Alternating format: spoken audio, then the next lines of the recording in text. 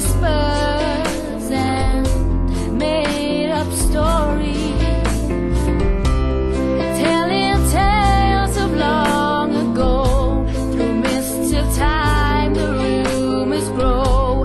No headless man, no bloody battle. Some people's tittle-tattle.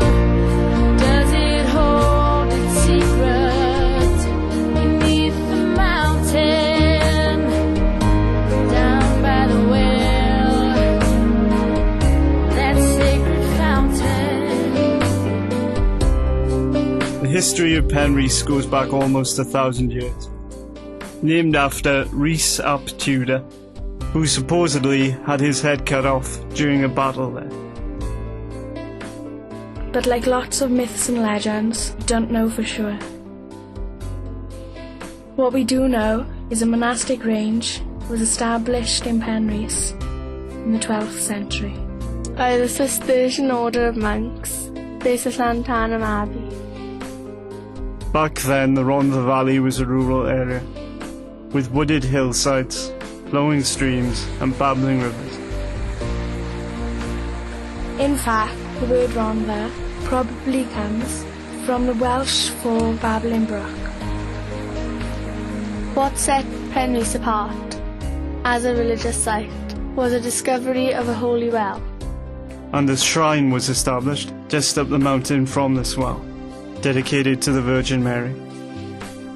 Grange was a working farm run by the monks, with his own hostel to give shelter to the pilgrims, brew house and bakery. In those days, the farm would have to provide all the food, not only for the monks, but for the visiting pilgrims too. The original statue of the Virgin Mary was supposedly found in an oak tree and was gilded and placed in a shrine. The culmination of the shrine and the well established Penrhys as a major stopping off point on the Cistercian Way, which was the route of the pilgrims from Llantarnam in the east to St David in the west. In fact, legend says that 3 pilgrimages from Llantarnam to St David's was worth 1 to Rome. Things were fine until Henry VIII decided to dissolve the monasteries. So in 1538, the shrine was removed from Penrhys and taken to London, where Thomas Cromwell burnt it at Smithfield. The present statue of Our Lady was erected in 1953. And in that year, over 20,000 people came to see that shrine. When the Grange was dissolved, it was common practice to sell off parts of the buildings to local people. Tintilla Farm, situated just down the hill from Penrhys, still has wooden beams which would have come from the Grange up the hill. This farm was established in the 1500s and still stands today and is now a Grade 2 listed building. The wall down by the shrine today was once part of the original building that housed the original statue. In 1968, a brand new housing site was opened at Penrhys.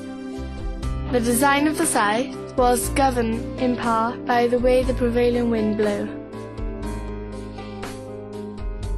The site will be 40 years old in 2008 and is now known as Penrhys Village, with a thriving community, church, arts centre. The mountain of Penrhys has hosted some strange things in its time, and a quarter of a mile from the shrine, a smallpox hospital established, which was destroyed and burned in 1971. A quarter of a mile further on is Penrhys Golf Club. We're sure this site will continue to be visited by pilgrims for many years to come.